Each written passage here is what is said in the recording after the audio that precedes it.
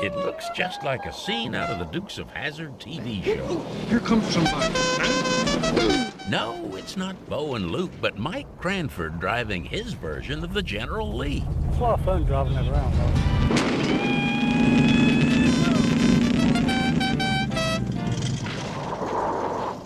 Not only has he recreated the car from the TV show, but his own little version of the town of Hazzard. That's some old mill I made.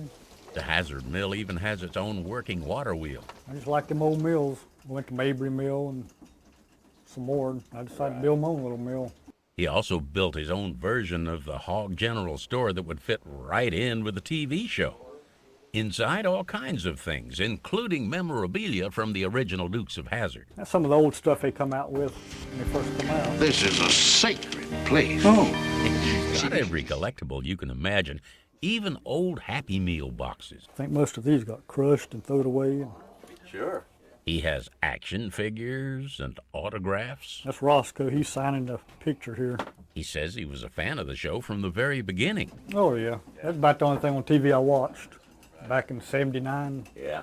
82 and all. That's a popular show. Oh, yeah. We didn't miss them. According to him, it had all the right ingredients. You had the fast cars and the sirens and good-looking gals. And it's funner when you climb in the window. He says there'll never be another program like the Dukes of Hazzard, but every time he climbs in his copy of the General Lee, it's just like being back in TV land. Roy Ackland, Fox 8 News.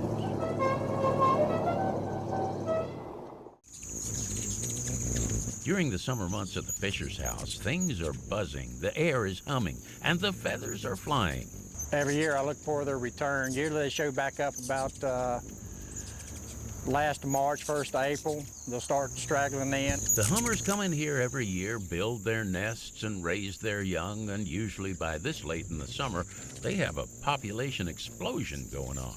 I have been out here the whole side of this house at one time. Looks like you can't even see the blue on it. It's just so many hummingbirds. And keeping those birds flying and happy takes a lot of sugar water. Right now on these 5 feeders here, a gallon a day. The only thing I worry about is that somebody in the grocery store is going to think I'm running the steal somewhere for the amount of sugar that we do purchase. We buy a lot of sugar.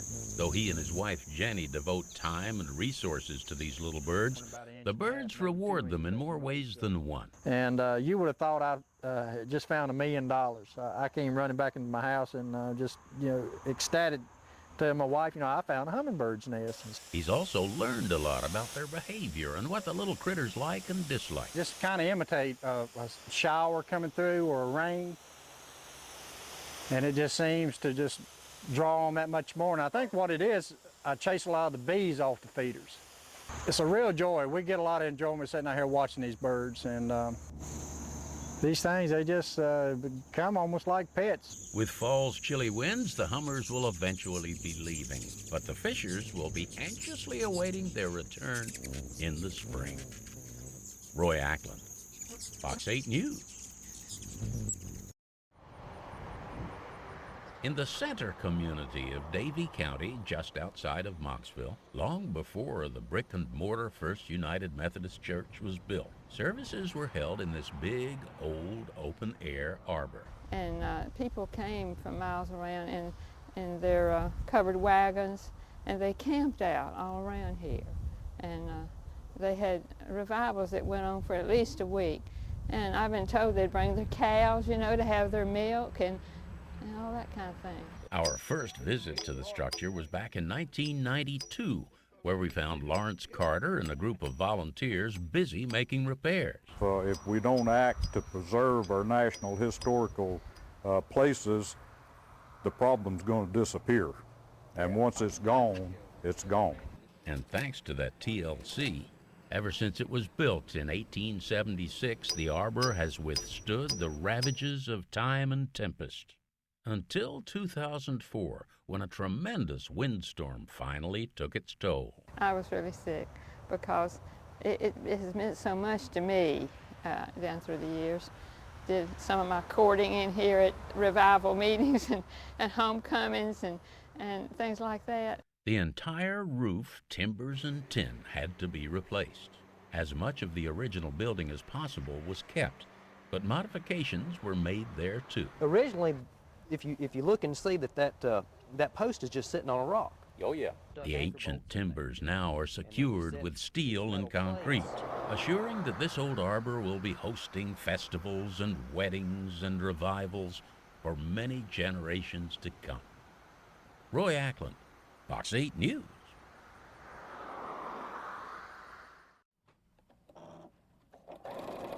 As a little girl, I liked to sew.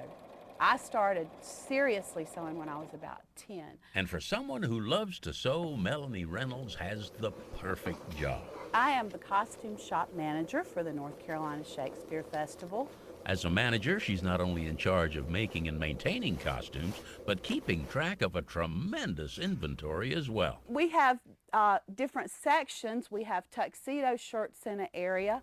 You name it, they've got it. I tell people shoes, hats, clothing combined, we have over 5,000 pieces. And of course, Melanie had to try at least one of those on me. Now you knew you weren't going to come to a costume shop and not play dress up. In no time, she had me looking like a refugee from one of Shakespeare's classics. That's you. She's always loved it so much that even in her high school annual, she's doing needlework. I started making money sewing in high school and decided to be a fashion designer.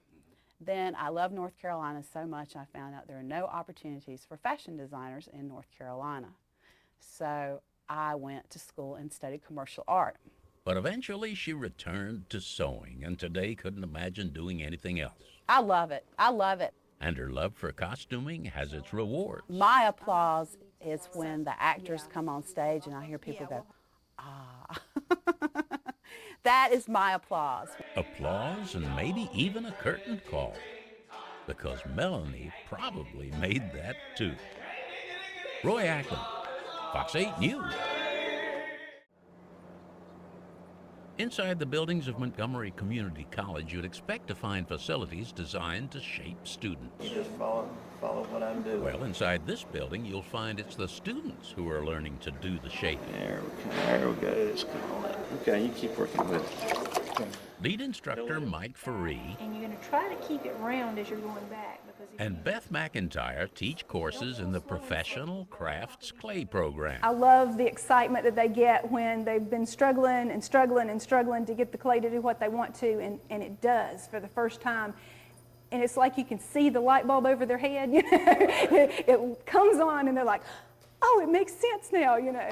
Ever since 1972, this unique program has attracted students. We get some that are right out of high school, you know, going to make it their profession. We have others that have been in other professions and are wanting to retrain. And then we have those that are retired and just want to learn to do a sideline thing or supplement their income. Most of them are just pottery enthusiasts themselves to begin with. I know that was true in my case. For some reason, I had this inborn love for it. This program is one of the reasons there are so many good potters in the area. Most of them graduated from here. So here's to success, both past and future. Roy Ackland, Fox 8 News.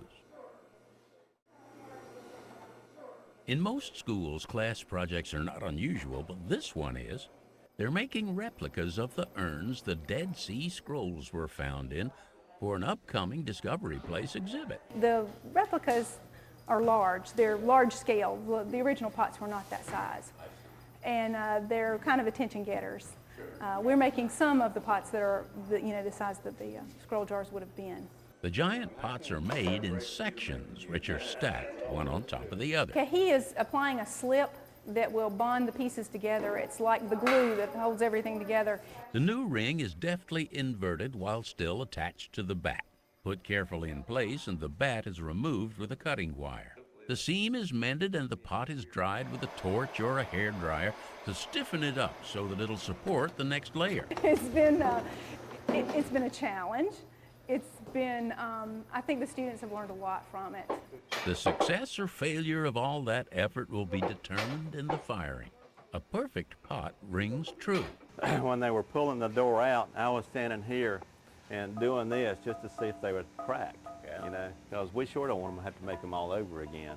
In addition to the giant urns, pots of all sizes will be included in the display. This thing would not have happened We wouldn't have gotten this far if it hadn't been for the teamwork of all the students in the class and the instructors.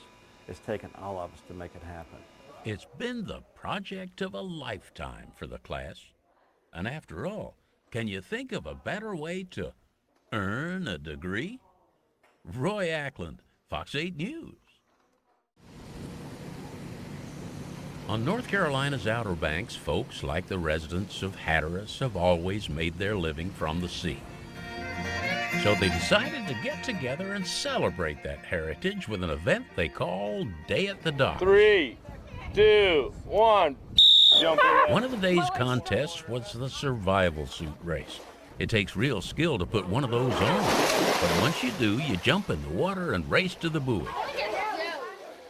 The younger kids were catching crabs, but not just any crab would do. It had to be a fast one because they raced them. Competition was most fierce between charter boat crews. The idea was to reel in a concrete weight until the mate could grab the wire leader and gaff it through an eye hook. But the day wasn't all about fun and games. It was also about remembering a lifetime on the water.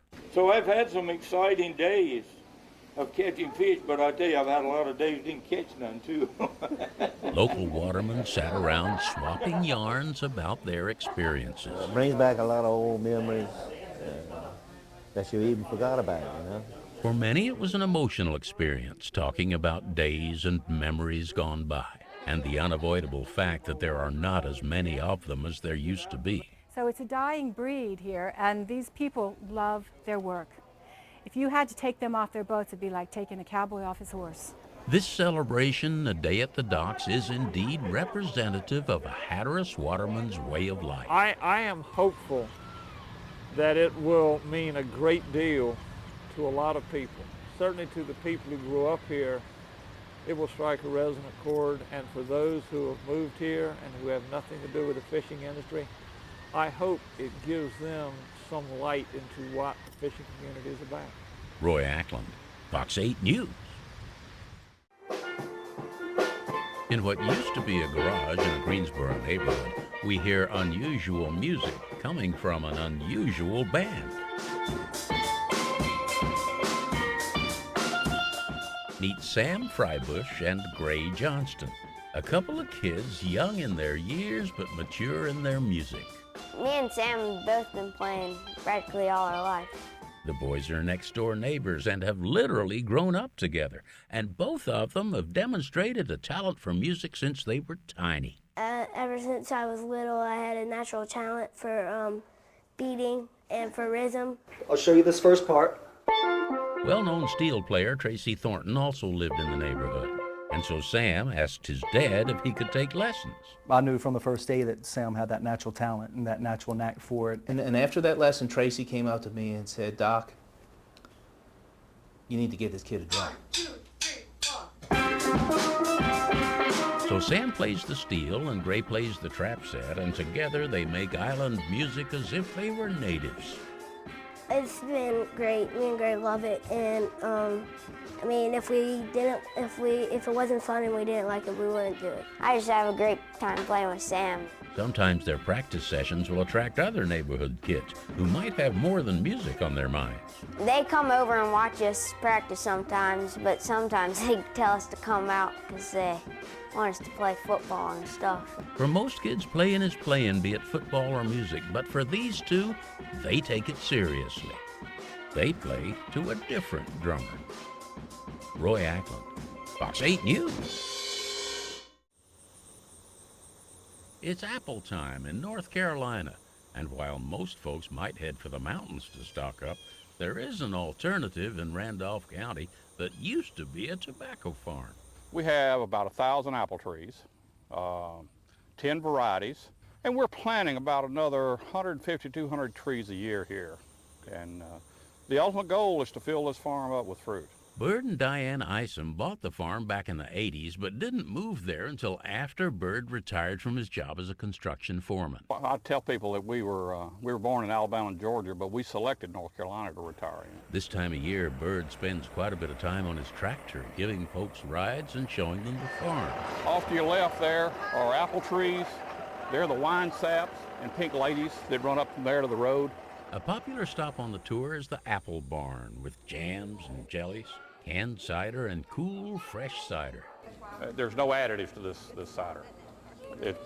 In this particular cider, it is Golden Delicious, it is Granny Smith, and there's a small amount of Rome apples in it. Even though these aren't the famous mountain apples of North Carolina and Virginia, this young orchard in the Piedmont seems to be putting out an amazing amount of fruit. In this area, it's pretty unique.